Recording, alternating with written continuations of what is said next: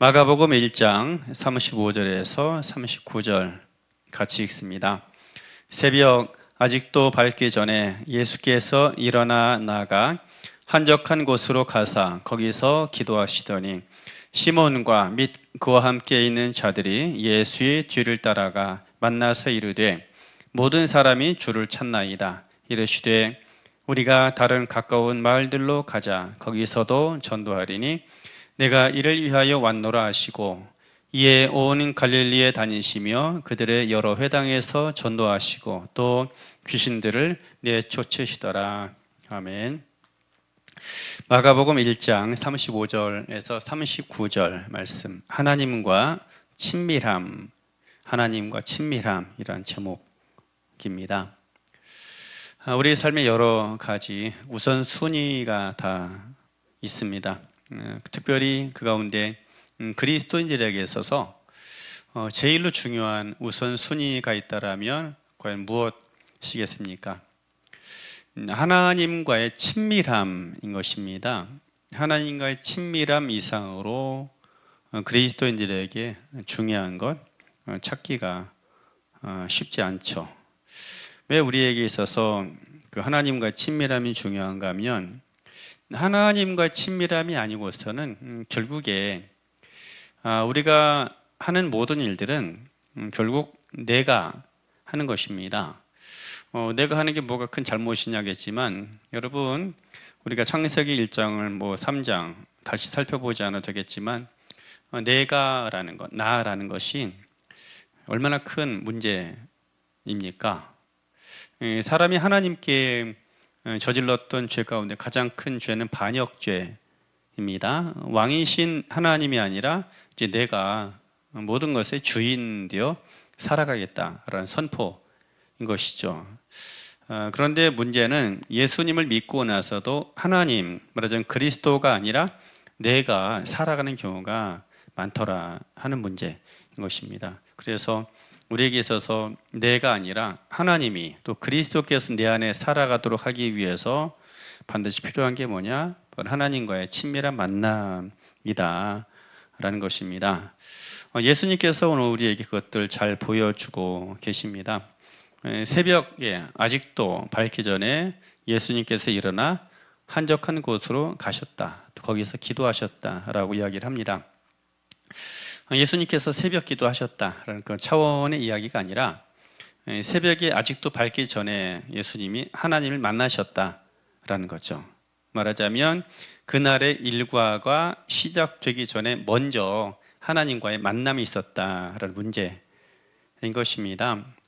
하나님과 친밀한 관계를 계속 유지하기 전에는 예수님 그 어떤 일들도 하지 않으셨다. 이것이 우리에게 매우 중요합니다.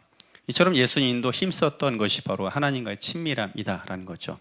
우리 역시 하나님과의 친밀함을 더 풍성히 가꾸기를 예수님의 이름으로 축복합니다.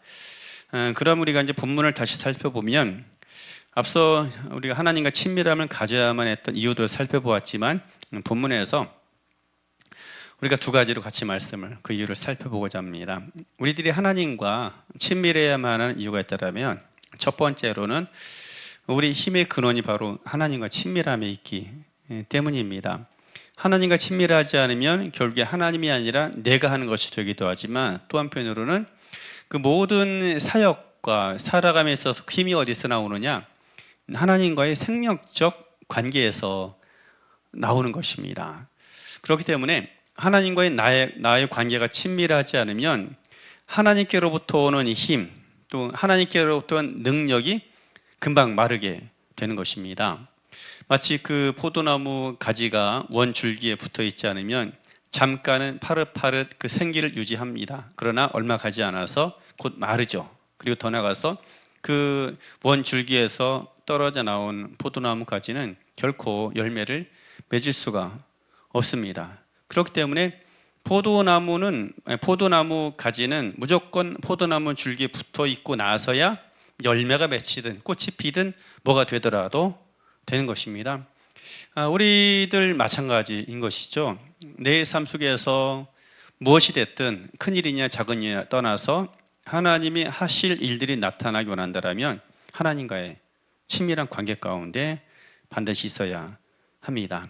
예수님도 그래서 하나님 앞에 머물러 있었던 것이죠. 그리고 그 안에서 하나님의 뜻이 예수님 마음속에 깊이 스며들어올 때까지 머물러 계셨던 것입니다. 우리 역시 그런 지혜와 부지런함과 경건함이 있어야 할 줄로 믿습니다. 우리 힘의 근원 대신, 모든 것의 근원 대신 하나님 앞에 가장 먼저 머물므로 그분과 친밀함의 관계를 갖고는 우리가 되기를 예수님 이름으로 축복합니다. 그리고 두 번째, 하나님과 친밀함을 가져야만 하는 이유가 있다면 길을 잃지 않기 때문입니다. 많은 사람의 큰 문제가 길을 잃어버린다라는 문제인 것이죠. 길을 잃어버리면 그 사람의 능력, 부지런함 별로 효용 가치가 없죠. 가야 할 길을 놓치고 방향을 놓친다라면 부지런히 달려간들 무슨 의미가 있겠습니까? 그래서 우리가 걸어가는 방향 놓치지 않는 것 매우 중요합니다. 예수님께서 하나님과의 만남을 가장 최우선으로 삼았던 이유도 바로 여기에 있습니다. 주님의 사역에 있어서 결국 그 길을, 그 방향을 잃지 않기 위함 때문인 것이죠.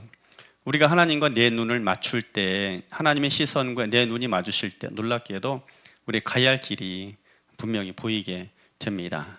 그런데 어느 날부터 내 눈과 하나님의 눈이 마주치지 않는다라면 우리는 이 세상 가운데 길을 잃게 되어져 있습니다. 특별히 우리가 나쁜 일들 때문에 길을 잃는 게 아닙니다. 그리스도인들이 기본적으로 마음에 뭔가 주를 위해서, 하나님을 위해서 뭔가 해야 된다라는 생각은 아마 기본적으로 가지고 있을 것입니다. 그런데도 불구하고 그리스도인들이 길을 많이 잃게 되죠. 왜 그럴까요? 좋은 일에 바쁘다 보니까 그렇게 되는 것입니다. 우리가 주를 섬기든 이 일, 저 일 하는 거 매우 중요합니다. 다 좋은 일이죠. 그런데 정말 더 좋은 일, 최고 좋은 일은 무엇인가 하면 하나님과의 관계인 것입니다. 주님을 만날 때 우리 시선과 생각이 지켜지는 거예요. 빼앗기지 않게 되는 것입니다. 그런데 그 주님과의 관계가 멀어지게 되면 결국에 좋은 일 때문에 더 좋은 일을 놓치게 되고 그 좋은 일마저도 무너지고 망가지게 되어져 있는 것이죠. 오늘 제자들이 말합니다. 예수님께 찾아와서 모든 사람이 다 주를 찾습니다. 다 만나주시고 치유해 주셔야 합니다. 그들을 다 고쳐주셔야 한다라는 거죠. 그때 예수님 말씀하세요. 우리가 다른 가까운 마을들로 가자. 거기서도 전도하리 있냐면서 방향을 틀어서 가야 할 방향으로 가시게 됩니다. 예수님이 많은 기적과 치유하시고 말씀을 가르치셨던 그 지역에서 사역을 조금 더 하는 것도 좋은 일입니다. 더 유익한 일들인 것이죠. 그러나 하나님께서는 이미 다른 마을을 향해서 또 다른 마을로 예수님 나아가기를 원했던 것입니다. 그런데 예수님께서 만약에 하나님과 친밀한 관계를 유지하지 않았다면 사람들의 말에 또 자신의 눈에 보기에 좋은 대로 일을 했겠죠. 우리의 삶의 큰 문제 그거 아니겠습니까? 나 보기에 내 눈에 내 느낌에 좋은 대로 행하는 거예요. 근데 그 일이 아무리 선하고 아름다워 보인다 할지라도 하나님과 함께 가지 않는다라면, 주님께서 가르치시는 방향으로 가지 않는다라면 결국에는 길을 잃은 것과 똑같다라는 거죠. 그래서 우리에게 필요한 게 뭐냐? 바로 하나님과의 친밀함인 것입니다. 하나님과 친밀한 교제 가운데 있을 때 거기에서 능력이 나타나는 것입니다. 그리고 그 주님과 친밀한 관계 가운데 있을 때 한 걸음을 걸어가더라도 가야 할 방향과 또 인생의 올바른 목적지를 향해서 걸어갈 수 있게 되는 것입니다. 나쁜 일들, 좋지 않은 일들만 우리의 시선을 빼앗고 길을 잃게 하는 것이 아닙니다. 좋은 일들도 우리 시선을 빼앗고 가야 할 방향을 놓치게 하는 것입니다.